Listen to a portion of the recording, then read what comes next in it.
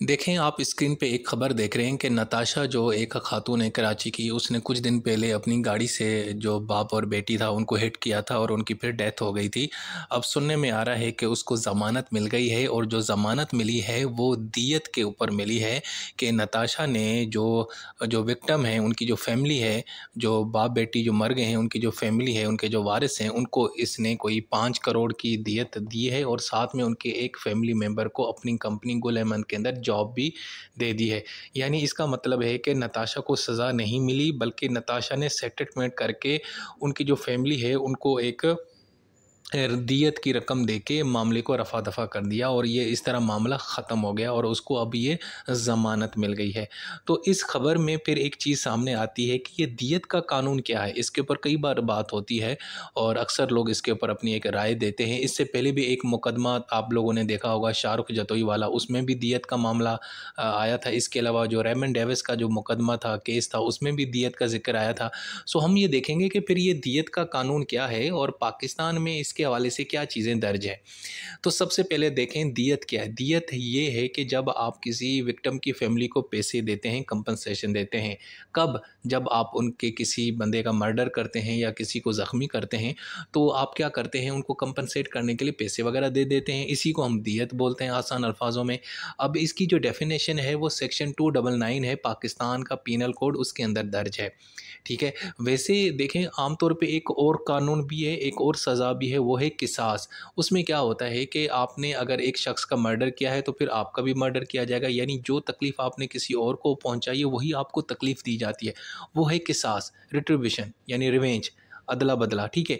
लेकिन उसके अगेंस्ट में एक दूसरी चीज़ है, वो है दियत। यानी अगर आप किसास नहीं करना चाहते, मिसाल के तौर पर कि मैंने एक शख्स को ज़ख्मी किया, वो शख्स चाहता है कि मैंने भी अयाज़ को ज़ख्मी करना है उसी तरीके से जिस तरह इसने मुझे ज़ख्म पहुंचाया है, तो हम उसको बोलेंगे किसास। लेकिन अगर हम आपस में कहते हैं कि यार तुम मुझे चोट ना पहुंचाओ, मैं ना कुछ पैसे दे देता हूँ, कुछ पैसे दे देता हूँ, तो अब वो जो चीज़ होगी हम उसको क्या बोलेंगे, दियत। सो कुछ लोग जो है ना किसास में नहीं जाते, उसके बदले में जो दियत है उसको उस जो है ना ऑप्शन को अवेल करते हैं। यानी कि आप क्या करते हैं कि अगले बंदे से पैसे ले लेते हैं। अगर आपने जुर्म किया तो आप अगले बंदे को पैसे दे के इस मामले को रफ़ा दफ़ा कर देते हैं। ठीक है जी। सो अब ये दियत दियत इतनी इसकी अहमियत क्यों है? इसकी वजह ये देखें कि जब आप किसी से रिवेंज लेते हैं तो उसका एक अल्टरनेटिव है कि आप बदला नहीं लेना चाहते, अच्छा नहीं लेना चाहते, तो फिर अब आप क्या चाहते हैं, तो भाई आप हमें ना दियत कर दें, आप हमें कुछ कंपनसेशन कर दें, हमें कुछ पैसे दे दें। ठीक है। यानी अब क्या होता है कि अब नताशा ने उन बाप बेटी को मारा है, तो अगर किसास की सिचुएशन अप्लाई की जाए तो अब नताशा का भी जो है ना मर्डर होना चाहिए, उसको भी जो है ना मौत की सज़ा देनी चाहिए, ऐसा ही है ना। लेकिन वो फैमिली कहती है जी अच्छा हमें किसास नहीं करना, हमें बस आप दियत दे दें, हमें आप पैसे दे दें और मामला रफ़ा दफ़ा हो जाता है। ठीक है जी। अच्छा जी, इसकी डेफिनेशन पाकिस्तान का पिनल कोड सेक्शन 299 के अंदर मौजूद है। लिखा हुआ है दियत means compensation specified in section 323 payable to the heirs of the victim. यानी जो विक्टिम की जो फैमिली है उसको जो आप एक कंपनसेशन जो रकम अदा करते हैं और उस रकम रकम की जो वैल्यू है वो सेक्शन 323 में लिखी हुई है, इसको हम बोलते हैं दियत। अच्छा, अच्छा, वैसे आम तौर पे जो विक्टिम्स की जो फैमिली, उसके बाद 2 ऑप्शंस हैं। पहला ऑप्शन तो ये है कि वो या तो वो अल्लाह के नाम पे माफ़ कर दे, ठीक है, यानी उसमें कंपनसेशन ना ले, और वो है सेक्शन 309 पाकिस्तान पीनल कोड का जो सेक्शन 309 है उसमें लिखा हुआ है कि आप बस माफ़ कर दें अल्लाह के नाम के ऊपर, आप उनसे ना पैसे लेते हैं ना किसास करते हैं कुछ, बस आपने माफ़ कर दिया। एक तो ये ऑप्शन है। दूसरा ये है, नहीं तो फिर आप दियत हासिल करें, आप ब्लड मनी रिसीव करें, यानी जो सेक्शन 310 है। ठीक है। इसमें आप क्या करते हैं कि हम आपको माफ़ कर देते हैं, लेकिन बदले में आप हमें कुछ पैसे दे दें, अपने हमें हमारी सपोर्ट कर दें, हमें कंपनसेशन कर दें। ठीक है जी। अब ये जो दियत है, चलो आप दियत में जाते हैं, तो अब आप ये जो दियत की रकम किस तरह डिटरमाइन की जाएगी, यानी कि आप कितनी रकम देंगे।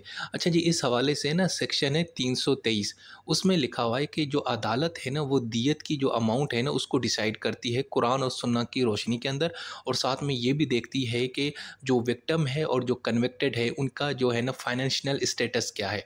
ठीक है। तो वैसे जो दियत की रकम है ना मिनिमम, यानी जो एटलीस्ट रखी गई है वो रखी गई है 30,630 ग्राम्स ऑफ सिल्वर। यानी जो 30,630 जो है ना, वो मिनिमम एक एटलीस्ट रकम रखी रखी गई है सिल्वर। इससे ऊपर भी आप दे सकते हैं। अब ये कितनी रकम होती है, यानी 30 ग्राम 630 सिल्वर कितनी होती है, तो ये डिसाइड करती है हुकूमत। वफाकी हुकूमत क्या करती है, वो इसका एक नोटिफिकेशन निकालती है। वैसे तो आमतौर पे 1 जुलाई को भी निकालती है और किसी और दिन भी निकाल देती है। और उसमें वो बताती है कि यार जो दियत की रकम है एक इस साल के लिए, जो माली साल है, वो उसमें बताती है कि यार इस साल के लिए दियत की रकम ये है। वैसे जो है दियत की वैल्यू वो कितनी है, 30,630 ग्राम्स ऑफ सिल्वर। लेकिन जब हम उसको पाकिस्तानी पैसे में कन्वर्ट करेंगे मार्केट के हिसाब से, वो कुछ लाखों में बनती है। तो वो हुकूमत खुद ही जनाब उसका नोटिफिकेशन निकाल के हमें बता देती है कि यार इस साल दियत की ये रकम है। अब ये देखें जैसे ठीक है, तो ये हो गया। अब इसमें सेक्शन 323 है, ये मैंने आपको बता दिया। इसमें ये लिखा हुआ है कि इसकी जो दियत की जो रकम जो वैल्यू होती है वो वैसे फ़िक्स है, यानी कि 30,630 ग्राम्स ऑफ सिल्वर। इससे नीचे नहीं होगी, एटलीस्ट यहीं पे होगी, यानी यहीं तक आपने मिनिमम यहाँ पे रखना है। उससे ऊपर आपकी मर्ज़ी जितना आप दे दें। अब ये देखें, जो हमारी हुकूमत थी पहले, जो निगरान हुकूमत है, उसने जनाब एक नोटिफिकेशन निकाला था और दियत की जो रकम है वो 67,57,902 रखी थी। यानी वो नीचे अगर आप देखें, जो 30,630 ग्राम्स ऑफ सिल्वर है उसको उन्होंने बराबर कर दिया, यानी उसकी जो इक्वल रकम है वो बनती है 67,57,902। अब ये जो रकम है यानी कि आपकी दियत बनती है। तो ये नोटिफाई किया। वैसे इस हुकूमत ने अभी माली साल में नहीं किया था अपना, जो अभी बजट आया था, लेकिन पिछली गवर्नमेंट ने कर लिया था, तो वो अभी तक यही चल रहा है। अच्छा जी, अगर आप ये दियत की रकम नहीं देते तो फिर आपके पास क्या ऑप्शन है, तो भाई आपको फिर सज़ा दी जाएगी। वो कहाँ पे लिखा हुआ, वो लिखा हुआ है सेक्शन 331। यार अब 331 में लिखा हुआ है कि यार जब आपको जब फैसला सुनाया जाता है, उस फैसले से लेकर 5 साल के अंदर अंदर आपने पूरी की पूरी जो दियत की रकम है वो अदा करनी है। या तो आप लमसम अदा कर दें, या आप इंस्टॉल्ट यानी कि अपनी किस्तों में अदा कर दें।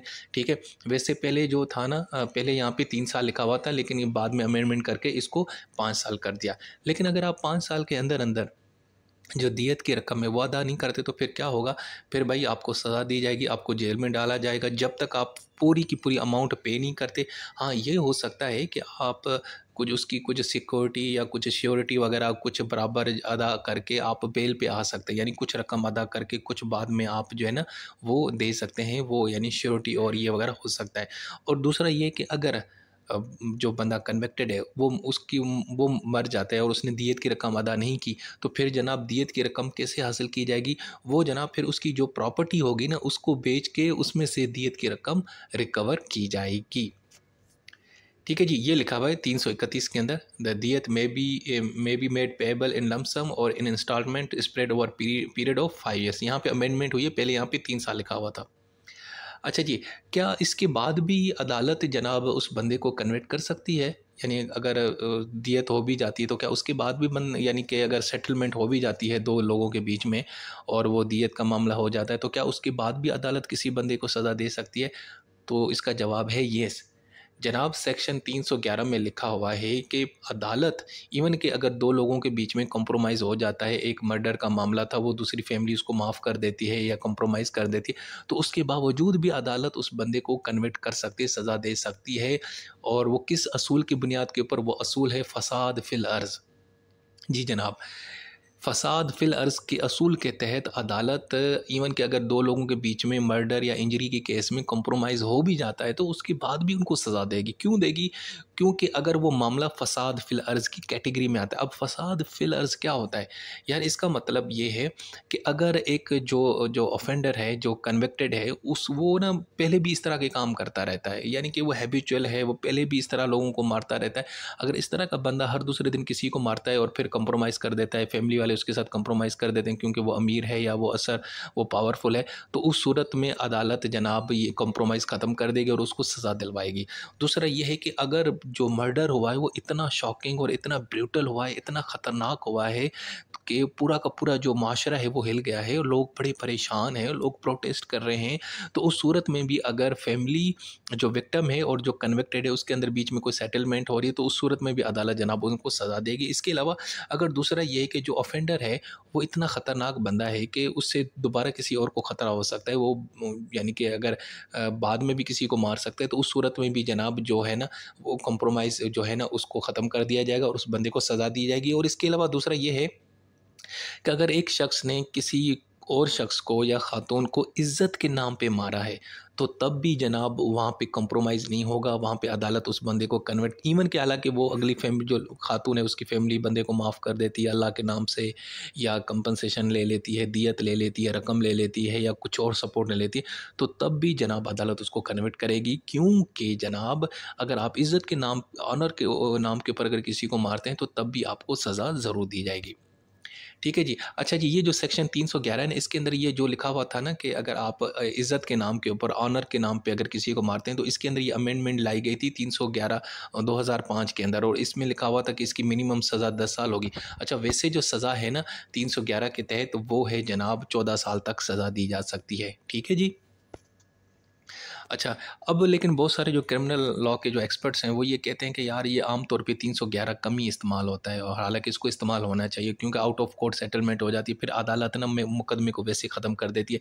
क्योंकि अदालत भी तो माशाल्लाह भाषा लोग हैं ना, वो कहते हैं कि यार क्यों हम इन पंगे में पड़ें, क्यों मुकदमे को लेके चलें, क्यों लंबा चले, बस ठीक है अगर उनकी हो गई आपस में सेटलमेंट तो हो गए, मामले को रफा दफा करो। अदरवाइज़ अगर वो चाहें तो 311 के तहत तो उस बंदे को दोबारा कन्विक्ट कर सकते हैं, उस केस को आगे ले चल सकते हैं, लेकिन वो नहीं करते, वो भी अपनी जान छुड़ाती है।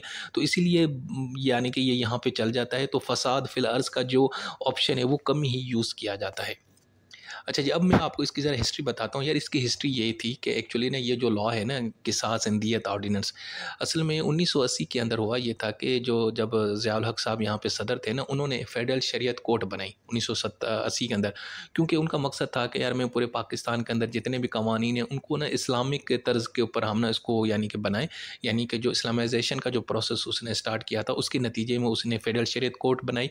सो उसके बाद जनाब उस अदालत ने क्या किया, फेडरल शरीयत कोर्ट ने, कि पाकिस्तान के जितने भी कवानीन हैं उनको देखा और कहा कि अब आप इनको ना कुरान और सुन्ना की रोशनी में यानी कि बनाएं। तो उस हवाले से बड़ी जनाब एक यानी कि 8 साल तक डिबेट चलती रही जुडिशरी में और पार्लियामेंट के बीच में। ठीक है, तो बिल आखिर 1990 के अंदर एक ऑर्डिनेंस लाया गया था जिसका नाम है किसास एंड दियत ऑर्डिनेंस, और उसके अंदर किसास और दियत का जो ऑप्शन है वो पाकिस्तान पीनल कोड के अंदर रखा गया।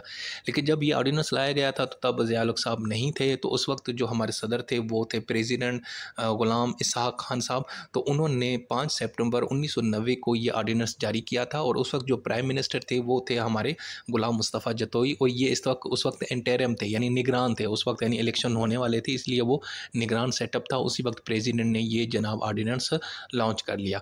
जैसे अब आपको पता है जो ऑर्डिनेंस होता है ना वो 120 दिन के लिए होता है, उसके बाद वो एक्सपायर हो जाता है, उसके बाद आपको दोबारा लाना पड़ता है।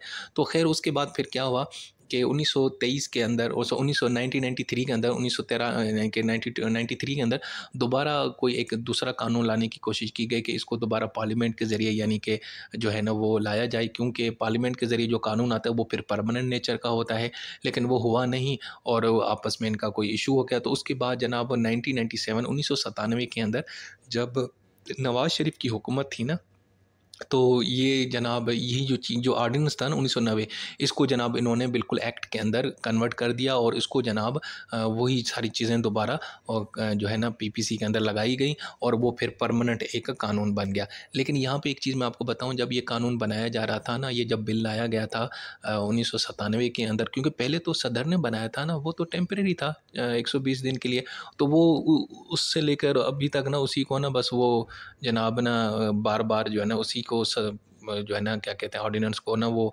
दोबारा 120 दिन के लिए दोबारा जारी करते रहते थे। लेकिन फिर नवाज शरीफ की हुकूमत ने कहा कि नहीं हम इसको परमानेंट कानून बनाते हैं। तो 1997 के अंदर जब ये बिल आया था ना, तो मैं आपको मज़े की चीज़ बताता हूँ कि सिर्फ 30 मिनट के अंदर 30 मिनट के अंदर इसको कानून बनाया गया और इसके ऊपर प्रॉपर डिबेट नहीं की गई थी। जिस तरह आजकल भी ऐसी ही लेजिस्लेशन होती है ना, 2 मिनट में पता नहीं होता, कोई पढ़ता नहीं है, समझता नहीं है और जनाब कानून बन जाता है। जब ऊपर से चीज़ आती है तो 2 मिनट में बना देते हैं। तो ये इस तरह हुआ और ये कानून बिल्कुल मिनटों के अंदर, यानी कहा जाता है, रिपोर्ट हुआ था उस ज़माने में कि 30 मिनट के अंदर जनाब इसको जनाब कानून जो है ना ये एक्ट के अंदर कन्वर्ट हो गया था। और ना डिबेट की गई, ना जो हमारी कमेटीज़ होती हैं पार्लियामेंट की, जिसको स्टैंडिंग कमेटी कहते हैं या सेलेक्ट कमेटी कहते हैं, वहाँ पे नहीं गया, ना इसके ऊपर बात हुई, ना डिबेट हुई, कुछ भी नहीं हुआ। बस कानून आया सीधा, बस अप्रूव वोटिंग हुई और आपने उसको कानून बना लिया। इवन कि उस ज़माने में जब सैयद नवीद कमर जो पीपल्स पार्टी के रहनुमा थे, उन्होंने तो बड़ा एतराज़ उठाया। उन्होंने कहा भाईजान आपने रूल्स को सस्पेंड करके इसको इस कानून को बनाया। मतलब जो रूल्स होते हैं ना भाई, देखें लेजिस्लेशन के भी रूल्स होते हैं। जब पार्लियामेंट में कोई कानून आता है तो सबसे पहले तो वो पेश किया जाता है, उसके बाद वो कमेटी में भेजा जाता है, कमेटी उसके ऊपर डिबेट करती है, उसके अंदर अमेंडमेंट लाते हैं, तब्दीलियाँ करते हैं, उसके बाद उसके ऊपर वोटिंग होती है। तो एक यानी प्रॉपर प्रोसेस होता है, लेकिन वो नहीं फॉलो किया गया। तो इस वजह से उस वक्त जो अपोजिशन थी वो पीपल्स पार्टी थी, उन्होंने वॉकआउट कर दिया था। लेकिन खैर वो फिर भी कानून बन गया क्योंकि उस वक्त हुकूमत के पास अक्सरियत थी। अच्छा जी, उसके बाद इवन के लाहौर हाई कोर्ट ने भी अपने एक फ़ैसले के अंदर Abid Hussain versus the state के अंदर ये कहा था कि ये जो कानून बनाया गया था बड़ी जल्दबाजी में बनाया गया था, और ना इसके ऊपर प्रॉपर डिबेट की गई थी, ना इसको दोबारा अच्छे से कंसीडर किया गया था। खैर ईमन इसके अलावा जो मौदूदी साहब थे उन्होंने भी एतराज़ उठाया। उन्होंने कहा कि यार इस तरह की जो आपने इस्लामिक लॉज़ हैं ना, आप उनको आइसोलेशन के अंदर इम्प्लीमेंट नहीं कर सकते। आइसोलेशन मतलब तन्हाई में नहीं कर सकते। ये इस्लामिक लॉज़ को आप तभी इम्प्लीमेंट कर सकते हैं जब ओवरऑल आपका जो है ना माशरा बेहतर हो, यहाँ के इकनॉमिक, सोशल और पॉलिटिकल इश्यूज़ अच्छे हों, लोगों खुशहाल हों, तरक्की हो, पॉलिटिकल स्टेबिलिटी हो, लोगों का अखलाक बहुत बेहतर हो, तब आप इन कवानीन को इम्प्लीमेंट कर सकते हैं। क्योंकि ये जो कवानीन होते हैं ना इस्लामिक लॉ, उसके लिए सबसे पहले माशरा बेहतर होना चाहिए जिसमें प्रॉपर एक इस्लामिक निज़ाम हो। क्योंकि यहाँ पे यानी हाइब्रिड किस्म का सिस्टम है, हम यानी प्रॉपर इस्लाम पे अमल नहीं करते, लोगों के यानी कि खुशहाल भी नहीं है, माशी तरक्की भी नहीं है, गुर्बत बहुत है, करप्शन बहुत है, और पॉलिटिकल इतनी यानी कि हालात ख़राब हैं। तो इस सिचुएशन में, इस इन्वायरमेंट में आप इस चीज़ सज़ाओं को इम्प्लीमेंट ना करें। मौलाना मौदूदी साहब ने ये बात की। इसके अलावा जो दूसरे स्कॉलर्स थे जैसे मोहम्मद हाशिम साहब थे, उन्होंने भी यही बात की कि यार जो इस्लामिक लॉज़, क्रिमिनल लॉज़ हैं ना, ये आप एक आइडियल इन्वायरमेंट में यानी कि कर सकते हैं। वैसे अब ये क्योंकि हमारे यहाँ इस तरह के हालात नहीं हैं, तो इससे मज़ीद जो है ना फ्रस्ट्रेशन बढ़ेगी, इसको हमने देखना चाहिए। ख़ैर उसके बाद भी जनाब ये हुआ कि अभी तक ये जो दियत का कानून है पाकिस्तान में चला आ रहा है, और बहुत सारे लोग इसके ऊपर एतराज़ भी उठाते हैं कि इसका मिसयूज़ किया जाता है। जो ज़्यादातर पावरफुल लोग हैं, पैसे वाले लोग हैं, वो जनाब अगली फैमिली को ना बाज़ औक़ात तो प्रेशराइज़ करके यानी कि जो है ना दबाव में लाके उनके साथ सेटलमेंट कर देते हैं, उनको पैसे वगैरह और रकम वगैरह दे के मामला रफ़ा दफ़ा करवा देते हैं। अब इसका जो क्रिटिकल एनालिसिस किया जाए ना, तो इसके कुछ फ़ायदे हैं। फ़ायदा तो ये है कि ये एक रिलीजियस वैल्यूज़ है और कंपनसेशन दी जाती है फैमिलीज़ को।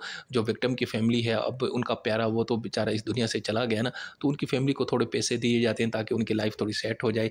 दूसरा ये है कि उनकी जो विक्टिम की जो फैमिली है उसको एक सपोर्ट मिलती है, और दूसरा ये कि जो क्राइम का मामला वो रिज़ॉल्व हो जाता है। लेकिन अगर इसके जो नुकसानात देखा जाए, यानी कि वैसे तो कानून ठीक है, लेकिन जो इसकी नेगेटिव इम्प्लीकेशंस आते हैं क्योंकि हमारे यहाँ इसको प्रॉपर इस्तेमाल नहीं किया जाता। एक तो ये है कि बाज़ औक़ात बहुत ही सीरियस किस्म का जुर्म होता है, उसमें भी आप इस तरह कर देते हैं, तो फिर उस जुर्म की ना वो जो है ना, वो जो है ना कि ग्रेविटी है वो ख़त्म हो जाती है। लोग फिर उस जुर्म को जुर्म नहीं समझते, वो कहते हैं अच्छा यार कोई बात नहीं, पैसे दे के मैं मामला सेटल कर दूँगा। दूसरा ये है कि इसमें जो अमीर लोग हैं ना, वो सिस्टम को एक्सप्लॉइट करते हैं। इस तरह के बड़े केसेस हैं, रेमंड डेविस का केस है, शाहरुख जतोई का केस है, या नताशा का केस है। ये सारे अमीर और पावरफुल लोग थे ना, तो इन्होंने पैसे और खिला के सारा मामला ख़त्म कर दिया। तो यानी ये लोग फिर इस किस्म की चीज़ों को एक्सप्लॉइट करते हैं, इस कानून को। और दूसरा जो ह्यूमन राइट्स एंड इंटरनेशनल, वो इस चीज़ के खिलाफ है। वो कहते हैं नहीं, आपने सज़ा ज़रूर देनी है, ठीक है। यानी वो कहते हैं जो रेट्रिब्यूटिव सिस्टम है ना जस्टिस का, उसको ज़रूर अप्लाई करें यार। मतलब फिर जुर्म की कोई अहमियत ही नहीं रहेगी ना। यानी जुर्म आप करते रहेंगे, लोग मरते रहेंगे और आप लोगों को पैसे देते रहेंगे, तो ये क्या बात बनी। तो भाई जुर्म यानी कि हो गया है तो आपने पैसे, तो जो भी कंपनसेशन है इसको ना करें, आप एटलीस्ट सज़ा उसको ज़रूर दें। क्योंकि ये अगर आप सज़ा देंगे ना, तो ये एक पैटर्न सेट हो जाएगा, तो फ्यूचर में कोई लोग ये करने से घबराएगा, ठीक है ना। तो इसलिए ये इस पे डिबेट चलती है। हालाँकि आई थिंक 2015 में जब नून लीग की हुकूमत थी, तो इन्होंने इसको तब्दील करने की कोशिश की थी, और इन्होंने कुछ जो है ना प्रपोज़ल भी लाए थे, लेकिन वो बाद में इम्प्लीमेंट नहीं हुए थे। उन्होंने ये कहा था कि इवन कि अगर कंपनसेशन हो भी जाए, तब भी जो है ना मिनिमम एक बंदे को ज़रूर सज़ा दी जाए, ताकि लोगों को पता चले कि जुर्म किया था, सज़ा ज़रूर मिलनी चाहिए, ठीक है ना। तो इंसाफ का जो सिस्टम है उसमें सज़ा तो ज़रूर देनी चाहिए, लेकिन जो ये दियत का जो कॉन्सेप्ट है, वैसे तो इस्लामिक पर्सपेक्टिव से एक और हमारे पास ऑप्शन मौजूद है, लेकिन इसका मिसयूज़ बड़ा किया जाता है। सो दोस्तों, ये था हमारा आज का टॉपिक दियत का टॉपिक मैंने इसलिए यहाँ पे आपके साथ डिस्कस किया क्योंकि ये लेटेस्ट न्यूज़ आई थी नताशा की। तो मैंने कहा सोचो इस हवाले से ज़रा इसके ऊपर बात की जाए कि ये दियत का जो कॉन्सेप्ट है ये क्या है पाकिस्तान में, और इसके ऊपर क्यों डिबेट की जाती है। होपफुली आपको ये जनाब जो एक्सप्लेनेशन है और जो थोड़ी बहुत डिटेल है ये आपको पसंद आई होगी। अपना बहुत सारा ख्याल रखें। Take care. अल्लाह हाफ़िज़।